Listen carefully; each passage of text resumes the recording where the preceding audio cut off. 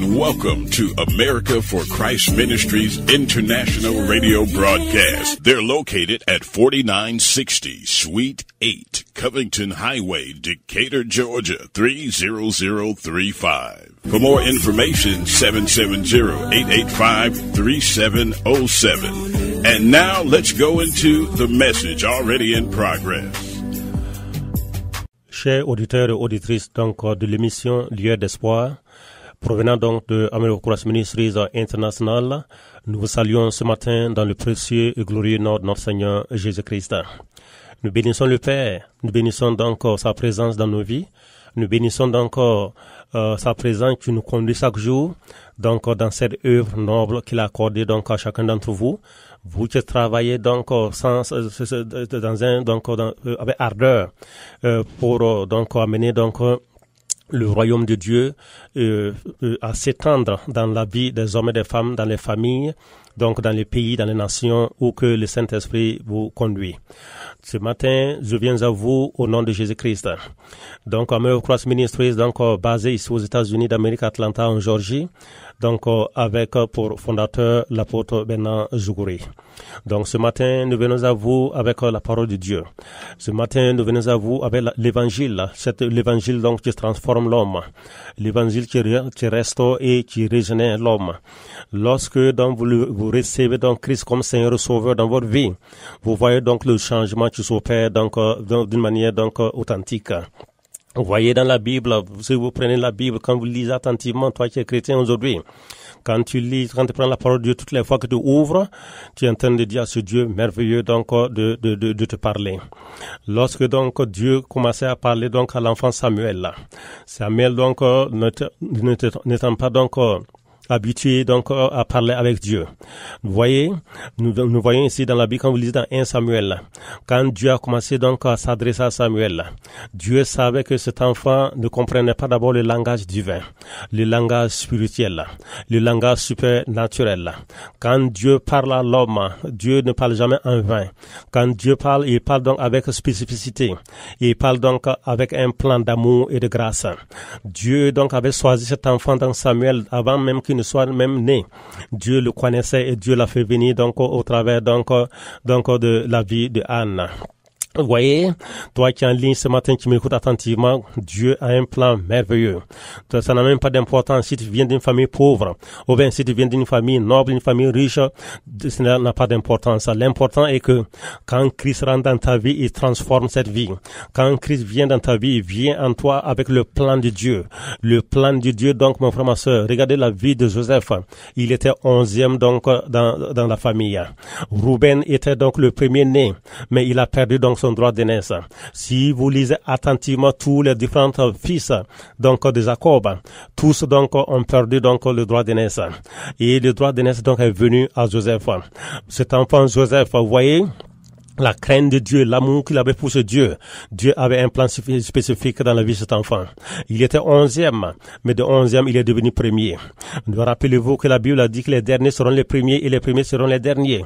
Donc, mon frère, ma soeur, regarde attentivement ta vie et tu comprendras donc les merveilles de Dieu dans ta vie. Ce matin, nous venons à vous donc dans le précieux nom de notre Seigneur Jésus-Christ. Ce matin, je vais donc vous parler un peu donc de quelque chose d'important. Je vais donc vous parler donc des deux fils de Zébédée. Les deux fils de Zébédée. Zébédée donc est le père de Jacques et de Jean. Quand vous lisez donc attentivement donc dans la Bible, vous voyez que donc Zébédée est le père de Jacques et de Jean et leur maman donc est donc la sœur de Marie. Écoute-moi attentivement. Donc vous voyez que donc la mère donc des enfants donc est venue un jour avec les deux enfants Jacques et Jean. Donc il est venu donc et il a contourné les autres disciples et il est venu voir Jean en privé. Il est venu donc pour faire une politique comme aujourd'hui nous voyons dans les églises. Cette politique qui est en train de prendre de l'ampleur dans nos églises et l'esprit de Dieu donc est hors des églises. Nous voyons donc Zébédée. Donc la mère est venue et elle a vu Jésus.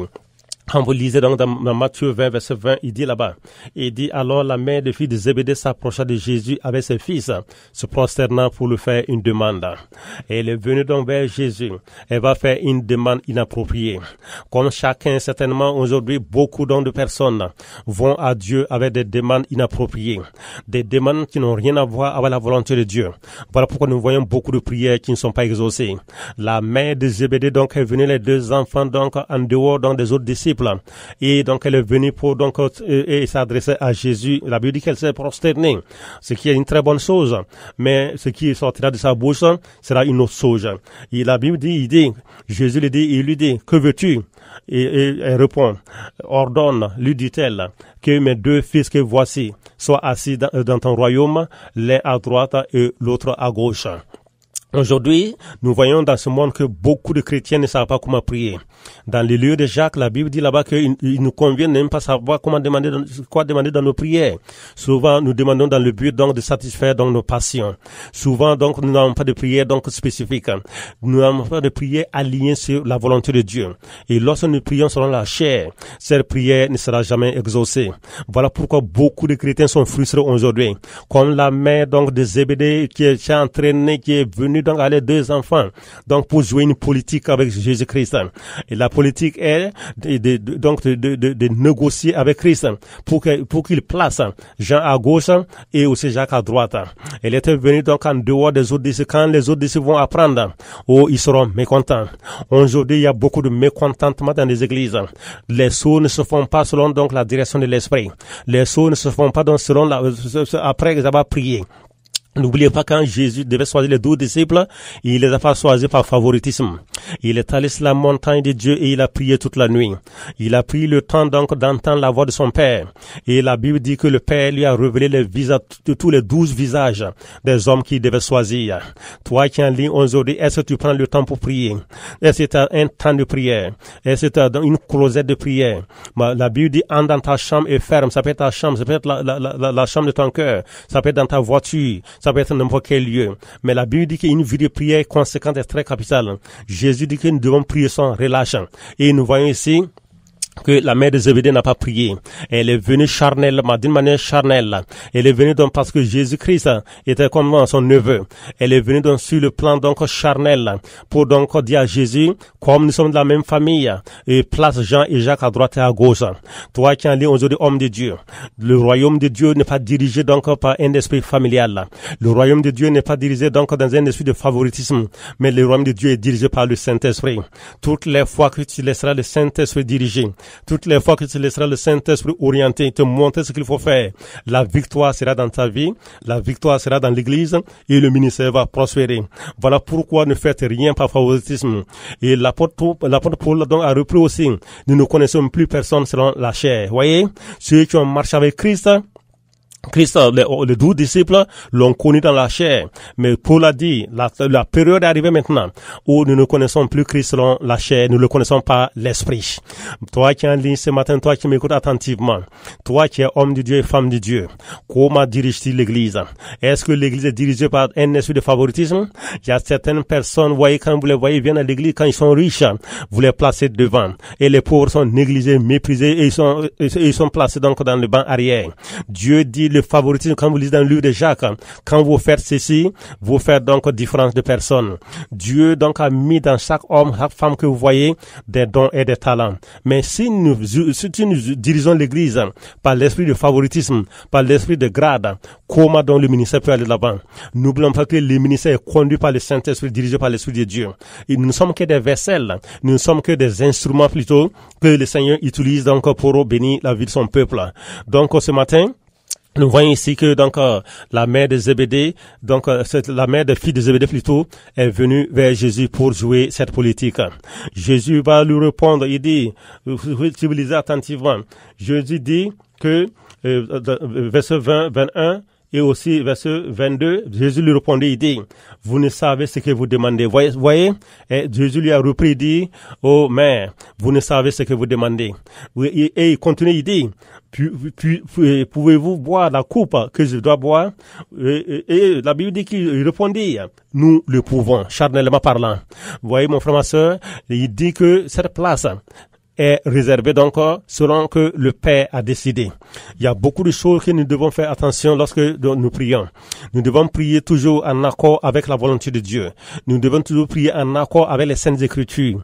Mais lorsque nous approchons donc de Dieu avec la chair, cela ne fonctionnera pas. Vous voyez donc l'exemple aussi de Caïn. Quand Caïn est parti donc pour adorer, Caïn est parti avec sa propre idée. Mon frère, ma soeur, Dieu donc avait tué un animal dans le jardin et le sang avait couvert le péché et la peau a servi donc pour le couvrir. Donc depuis le jardin, le sacrifice, le sang animal qui devait couvrir le péché. Donc quand le temps d'adorer Dieu est arrivé, Abel a amené donc l'animal là. Mais nous voyons que Caïn de son côté a amené les fruits de la terre. Dans les fruits de la terre, vous n'allez pas voir de sang. Dieu veut voir le sang à l'époque. Voilà pourquoi le sacrifice d'animal s'était mis en place jusqu'à ce que Christ vienne et ce sacrifice donc a pris fin, car Christ a accompli la loi et les prophètes. Donc ce matin, toi qui es en ligne, donc nous apportons ce petit message, donc ce petit message pour vous encourager, pour fortifier. Pour dire, la Bible dit que nous prions mal dans le but donc de satisfaire nos passions. Mais ce matin donc tu prends l'engagement de prier par le Saint-Esprit.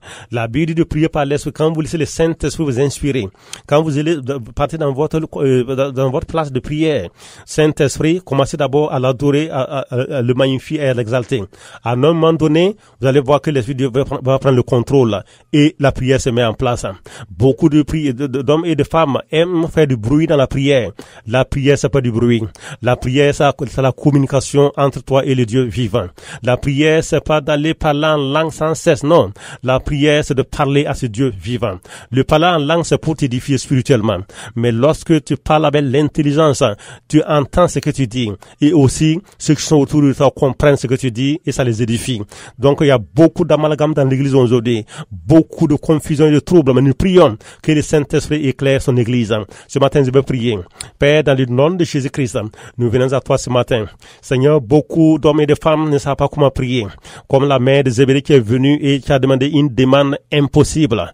Des prières impossibles. Voyez, des prières donc charnelles. Ce matin, ton peuple a besoin de ta direction. Ton peuple a besoin donc que tu l'aides au Seigneur, ou que tu l'éclaires, précieux Saint-Esprit, les inspirer dans la prière, afin que les prières soient entendues d'en haut et que les prières soient exaucées. Beaucoup sont frustrés, beaucoup sont abattus aujourd'hui parce que les prières ne sont pas exaucées, parce qu'elles sont faites d'une manière charnelle, d'une manière égoïste, une prière donc anti-biblique, une prière donc qui n'est pas en accord avec la volonté de Dieu. Donc ce matin, nous venons à vous et nous prions que le Seigneur touche vos vies et que la grâce de Dieu soit bonne puissamment dans vos vies. Seigneur, ce matin, je prie donc pour ton peuple. Pose ta main sur eux, bénis les, fortifie-les, et Saint-Esprit, apprends-les à prier.